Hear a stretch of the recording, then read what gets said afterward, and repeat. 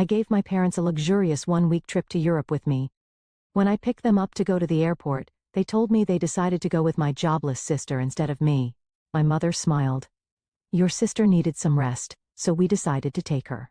I didn't say anything. They had a big surprise when they landed in Europe. You're late, my mom said as she stepped out onto the porch, pulling her suitcase behind her. I glanced at the clock on my dashboard. It was 6:02 a.m. 2 minutes late, Mom, I said, forcing a smile. I got out of the car to help with the luggage, but then I saw her, my sister Lauren, emerging from the house with her own suitcase in tow. My smile froze. What's going on? I asked, trying to keep my voice steady.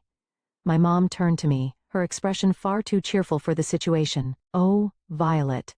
We decided Lauren should come instead of you. She's been so stressed lately, and she really needs this trip. My chest tightened. Instead of me? Mom, I've been planning this for years. I paid for everything. She waved her hand dismissively as if I'd just pointed out something trivial. And we're grateful, sweetheart. But you're always working so hard. You can take another trip later. Lauren needs this right now. Lauren didn't even have the decency to look guilty. She just smirked, shifting her weight onto one hip. Thanks for understanding, sis, she said, her tone dripping with fake gratitude. I stared at the two of them, my heart pounding in my chest. My dad shuffled out a moment later, avoiding eye contact as he handed me his suitcase. This is unbelievable, I said, my voice shaking. This was supposed to be our trip, something for me to share with you. Well, it still is, my mom said with a smile. Just with Lauren instead. Don't make this a big deal, Violet. Your sister really needs a break.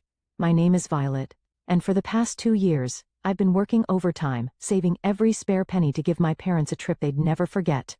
Flights, luxury hotels, guided tours, I planned every detail down to the last dinner reservation. But as I stood there in my parents' driveway, watching my sister get into the back seat of my car, I realized something I'd been avoiding for years. It didn't matter how much effort I put in their eyes, Lauren would always come first. I clenched my jaw, biting back the sharp retort sitting on the tip of my tongue. Instead, I forced a tight smile and opened the trunk. Let's get going then, I said, my voice flat. If they wanted to prioritize her over me, fine, they could go with her. But I wasn't about to let them enjoy it. The drive to the airport was suffocatingly quiet, except for Lauren's incessant chatter. Oh my gosh, Mom. Did you see that TikTok about Paris? I can't wait to go shopping there. Do you think we'll have time for that, or will the tours take up the whole day? My hands gripped the steering wheel tighter as I stared straight ahead, forcing myself not to say anything. My mom chuckled softly. Of course, we'll have time. We'll figure it out when we get there. I bit the inside of my cheek. When we get there. They didn't even seem to notice I wasn't part of that we anymore. At one point, my dad cleared his throat. Thank you for driving us, Violet. I know this probably feels unusual. I glanced at him in the rearview mirror. Unusual? That's an interesting way to put it, Dad. He didn't respond. He just shifted uncomfortably in his seat, probably wishing he hadn't spoken at all. Lauren leaned forward from the back seat, her voice grating. You're not mad, right? I mean, this is really big of you letting me go. I could never have afforded this on my own. I clenched my jaw and forced a tight smile. Of course, Lauren. Enjoy the trip. By the time we pulled up to the airport drop-off zone, my patience was hanging by a thread. As I helped unload their luggage, my mom gave me a hug. Thank you for understanding, sweetheart. This means a lot to us and to Lauren. I nodded stiffly. Sure, Mom. Lauren beamed as she wheeled her suitcase toward the entrance. Thanks, Violet. You're the best. I stood there watching them disappear into the terminal, my chest tight with anger and hurt. The ride back home was a blur. I replayed the conversation in my head over and over, each word cutting deeper than the last. This means a lot to Lauren. You're not mad, right? You're always working so hard. I parked in my driveway and sat in the car for a few minutes, gripping the steering wheel until my knuckles turned white. Then, without a second thought, I marched into the house, pulled out my laptop and logged into every travel account I'd used to book the trip. Hotel reservations, canceled. Tours, refunded. Airline upgrades? Nope. I stared at the confirmation emails piling up in my inbox, feeling the tightness in my chest start to ease. They wanted to take Lauren instead of me? Fine.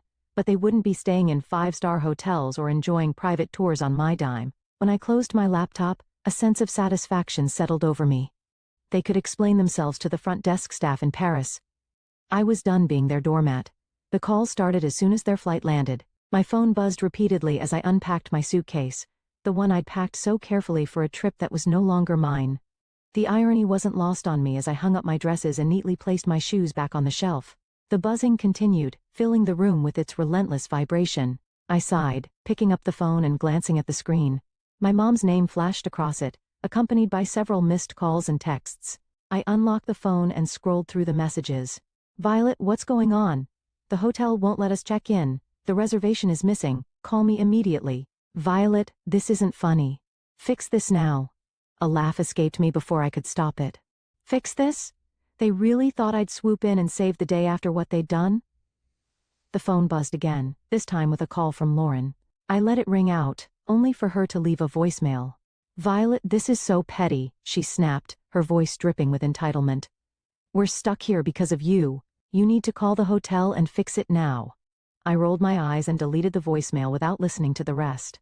For years I'd been their fixer, the one who smoothed over every mistake and picked up every slack. Not anymore.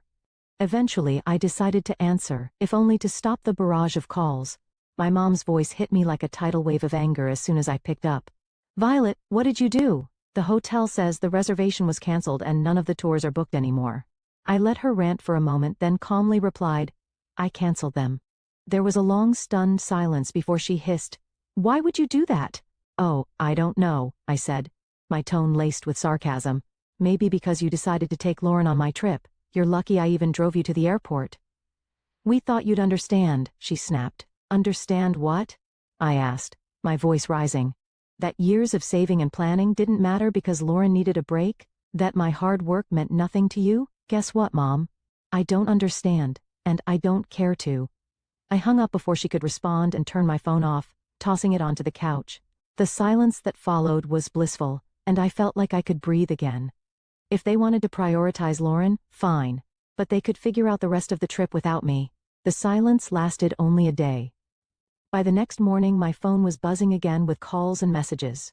At first I ignored them. I spent the day cleaning the house and catching up on work, but curiosity got the better of me by evening. I opened my phone and braced myself for the storm of texts. From my mom, "Violet, you've gone too far. Your sister is in tears and your father is furious. We can't get into any of the hotels you booked." From Lauren, "You're acting like a child. I don't get why you're making this such a big deal. Just fix it already." And finally from my dad, "We need to talk. This isn't right." I set the phone down, shaking my head. For years, I'd been the one to fix things, to make sure everyone was comfortable and happy. Now that I'd taken a step back, they didn't know how to handle it. I poured myself a cup of tea and sat down at the kitchen table, letting the anger simmer. How dare they expect me to clean up their mess? How dare they act like I was the one in the wrong? The next call came minutes later, and this time I answered, "Violet." My mom barked before I could say a word. "This isn't funny anymore. We're stranded. Do you have any idea how embarrassing this is?" I took a slow sip of my tea. "Embarrassing? You think this is embarrassing? Try saving for years, planning every detail, and then being told you're not even part of the trip you paid for." "Stop being dramatic," she snapped. "Lauren needed this more than you. And now she can figure it out," I said firmly. "You made your decision, Mom. You wanted to take Lauren instead of me? Fine. But don't expect me to fund her vacation. We're family," she hissed. "We don't do this to each other." I let out a bitter laugh. "Funny, I was just thinking the same thing." Lauren's voice came through the background, whining, "Mom, just hang up on her. She's being impossible." That was the final straw. "Enjoy your trip," I said, my tone icy. "Oh wait, you can't. Because it's not your trip, it was mine. And now it's nobody's. Goodbye." I hung up before she could respond and turned my phone off again. For the rest of the evening, I felt an odd mix of anger and relief. Anger that they'd put me in this position, but relief that I'd finally stood up for myself. They could call me dramatic all they wanted. For the first time in my life, I wasn't letting them take advantage of me. The next few days were blissfully quiet. With my phone turned off, I finally had space to think clearly, free from the barrage of guilt trips and accusations. I spent my mornings sipping coffee on my back porch, enjoying the calm I'd craved for so long. My afternoons were filled with work and catching up on little projects I'd been putting off, things that reminded me how capable I was when I wasn't bogged down by their endless demands. But by the third day, curiosity got the better of me. I turned my phone back on to find over a dozen voicemails waiting for me. The first few were from my mom. growing increasingly hysterical with each one. Violet, you need to call me back right now. This has gone too far. I can't believe you're doing this. You've humiliated us. We're your parents. How could you treat us this way? Then came Lauren's messages, full of the same entitled tone she'd always used. This is so petty even for you. You're ruining everything. Just fix it, Violet. And finally my dad's voice, quieter, but no less pointed. Violet, I don't understand what's happened to you. Call us back so we can sort this out. I hesitated before listening to the final voicemail, a long one from my mom. Her voice was quieter this time, tinged with frustration and exhaustion. Violet, she began, we're back at the airport now. The trip is ruined, and I hope you're happy with yourself. Your sister is devastated, and your father and I are, well, disappointed doesn't even begin to cover it. Call us when you're ready to talk. I deleted the voicemails without replying. I wasn't ready to talk, and honestly, I didn't know if I ever would be. This wasn't a one-time mistake. It was the culmination of years of them putting Lauren first and expecting me to accept it with a smile. As the hours passed, I found myself reflecting on all the times I'd been overlooked or dismissed. Every holiday where Lauren's whims dictated the plans. Every family gathering where my accomplishments were treated as afterthoughts. This trip had been the breaking point, but the cracks had been forming for years. That evening, Grace stopped by unannounced, carrying 2 cups of coffee and an unmistakable look of curiosity. I heard about what happened, she said, setting the coffee on the table. Your mom called me yesterday. Of course, she had. My mom had always been good at recruiting allies when she wanted to guilt me into compliance. And? I asked, taking a sip. Grace shrugged, a sly smile creeping across her face. I told her you were probably busy and would get back to her when you were ready. I laughed, shaking my head. You're the best. No, you're the best, she said, her tone suddenly serious. Because you finally stood up for yourself. I know how hard that is, Violet. Don't let them drag you back down. Her words stuck with me long after she left. Grace was right. I'd spent too long bending over backward to please people who never seemed to care about my efforts. It was time to break that cycle once and for all. By the time the weekend rolled around, I felt a strange sense of clarity. The anger was still there, simmering under the surface. But it was joined by something I hadn't felt in years. Freedom.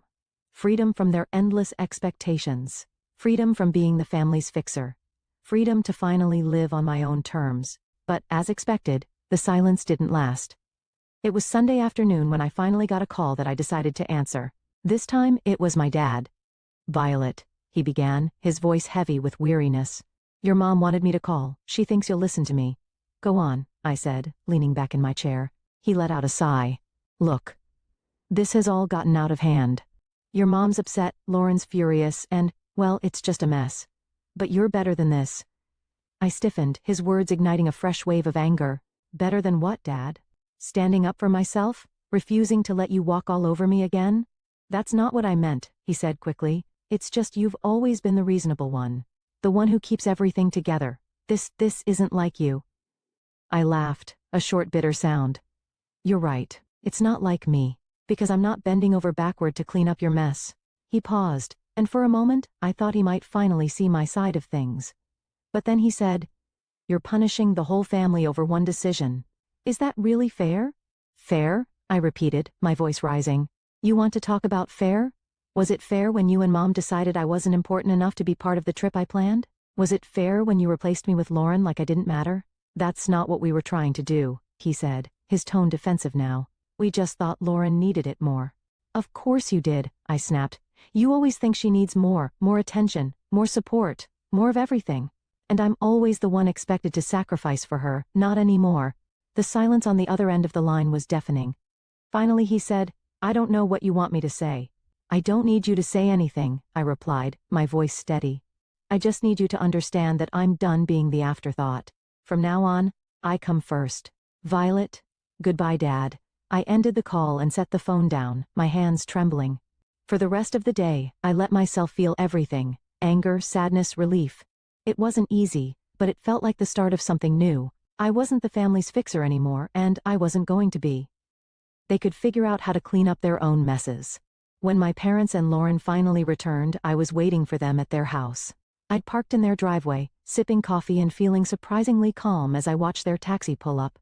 As they stepped out, dragging their suitcases behind them, their faces were a mix of exhaustion and irritation. Lauren was the first to speak. Well, I hope you're happy, Violet. I raised an eyebrow, staying seated on the porch swing. Happy about what? Our trip was a disaster, my mom snapped, waving her hand as if to brush the whole thing away. We spent the entire week staying in dingy hotels and eating terrible food because we couldn't afford anything decent. And don't get me started on the tours, Lauren chimed in, crossing her arms. Oh wait, there weren't any. Do you know how embarrassing it was to show up and be told there was no reservation? I took another sip of coffee, letting their complaints wash over me. Sounds rough, I said finally, my voice calm. But you wanted to take Lauren, remember? I'm sure you all had some great bonding time. That's not the point, my mom shot back, her voice rising. You knew we couldn't afford all the things you'd planned. You set us up to fail. And I stood up, setting my mug down on the small table next to me. No, Mom. I didn't set you up for anything. I planned a trip for the three of us. Something special I'd been saving for years. You're the ones who decided to cut me out at the last second. My dad finally spoke up, his tone quieter but no less accusatory. You didn't have to cancel everything, Violet. That was extreme. Was it? I asked, folding my arms. Why should I have paid for a trip I wasn't even invited to? If Lauren needed it so badly, you should have planned it yourselves. You are lucky that I didn't cancel the return flight. Lauren rolled her eyes. You're so dramatic. It's just money, Violet. And you're so entitled, I shot back, my patience finally snapping. Do you have any idea how much work and sacrifice went into planning that trip? Or do you just assume things magically appear for you because someone else takes care of it? They stood there, stunned into silence for a moment. I've spent years being the responsible one, I continued, my voice steady but firm. The one who fixes things, plans things, makes sure everything runs smoothly. And you've spent just as long taking it all for granted. That's not fair, my mom started, but I held up a hand to stop her. No, Mom. What's not fair is how you treated me. You chose Lauren over me like always, so I chose to stop being your doormat. You didn't want me on the trip? Fine. But you don't get to enjoy the benefits of my hard work without me. I grabbed my bag from the porch swing and turned to leave. I'm glad you're back safely, but don't expect things to go back to the way they were. I'm done. As I walked to my car, I heard them calling after me, their voices a mix of anger and guilt, but I didn't look back. The drive home from my parents' house felt strangely peaceful. For years, every visit had left me emotionally drained. But this time, I felt lighter. I'd finally said everything I'd been holding in. And for once, I wasn't worried about their reaction. When I got back to my house, I made a cup of tea and sat on the couch, replaying the confrontation in my head. They'd been so sure I'd fold, that I'd give in like always. But watching their stunned faces as I walked away was a reminder of how much I'd changed. They could be angry, hurt, or embarrassed. It didn't matter anymore. I was done living my life to meet their expectations. The next day, I got a call from Grace. How'd it go? She asked, not bothering with pleasantries. I laughed, leaning back against the kitchen counter. Exactly like you'd imagine. They're furious, Lauren's pouting, and Mom is probably trying to figure out how to guilt me back into line. Grace let out a snort. Let her try. You've got a backbone now, and I'm here to make sure it stays in place. I grinned, grateful for her unwavering support. Thanks, Grace. I mean it. You've been my rock through all of this. Any time, she said, her voice softening. So what's next for you, now that you're not playing family fixer anymore? That question had been circling in my mind since the confrontation. What was next? For years, so much of my energy had been poured into trying to please my family, trying to earn their approval. Now that I'd let go of that burden, the possibilities felt endless and a little intimidating. I don't know yet, I admitted, but I feel like I get to decide. Not them, not anyone else, just me. Sounds like the start of something amazing, Grace said. And I could hear the smile in her voice. Over the next few weeks, I started making small changes that felt big in their own way.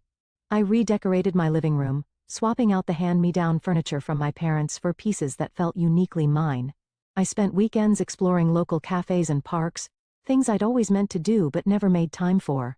And I started journaling, writing down my thoughts and dreams without filtering them through the lens of what anyone else might think.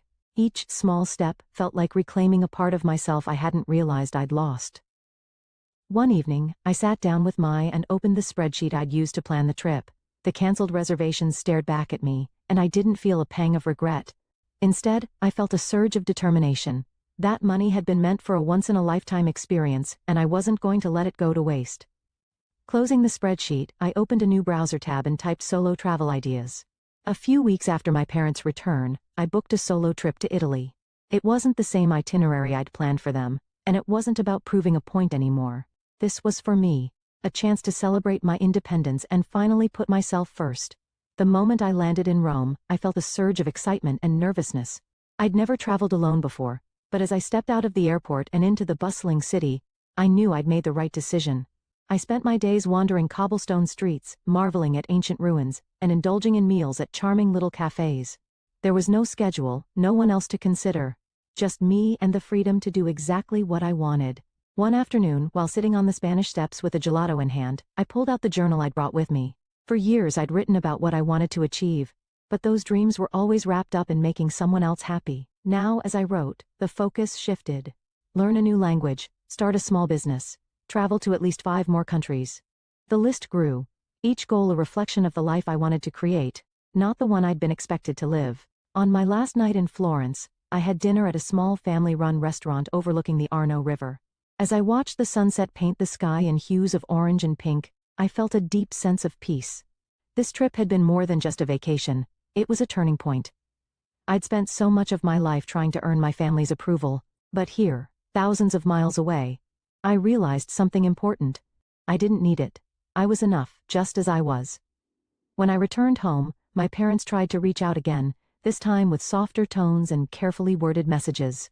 "Hope you had a nice trip," one text from my mom read. "Maybe we can all talk soon?" I stared at the message for a moment before setting my phone down. I wasn't ready to reply, and that was okay. This time, it would be on my terms.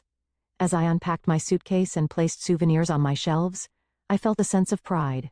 A week after returning from my trip, I received a call from my mom. This time I answered. "Hi Violet," she began, her tone unusually soft. "How was your trip?" "It was amazing," I replied, keeping my voice neutral. "That's good to hear," she said, pausing as if searching for the right words. "We've been thinking a lot about what happened. Maybe we handled things poorly." The admission surprised me, but I wasn't ready to let her off the hook just yet. "Poorly? You replaced me on a trip I planned and paid for without even asking. Poorly is an understatement." "I know," she said quietly. "Your dad and we didn't realize how much it would hurt you." "And Lauren?" I asked. "Does she feel bad too, or is she still blaming me for ruining her vacation?" "She's upset," my mom admitted, "but I think she knows she could have handled things better." I sighed, leaning against the counter. "Mom, this wasn't just about the trip, it's about years of putting her first and expecting me to pick up the slack. I'm not doing it anymore." "I understand," she said after a moment. "We're going to try to do better. We don't want to lose you." Her words tugged at something deep inside me, but I'd learned enough not to let guilt dictate my choices. "I'm glad to hear that," I said. "But it's going to take more than words to fix this. I need to see real effort, not just apologies." "You will," she promised. "We'll give you the space you need, but I hope you'll let us back in someday." After the call, I felt a mix of emotions. Relief that they were finally acknowledging their behavior and skepticism about whether they'd actually change. But as I sat down with my journal that evening, I realized something important. Whether or not they changed wasn't my responsibility. Over the following months, I kept my boundaries firm. I responded to their calls and texts when I felt like it, but I didn't go out of my way to fix things or smooth over conflicts. Instead, I focused on building the life I wanted. I signed up for a photography class, something I'd always dreamed of doing but never had the time or energy for. I joined a local hiking group, and even started planning my next solo trip. Each step I took felt like reclaiming another part of myself. One day, as I sat on my porch watching the sunset, I realized how far I'd come.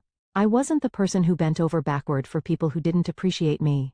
I was someone who valued herself, who set boundaries, and who wasn't afraid to stand up for what she deserved. I felt truly free.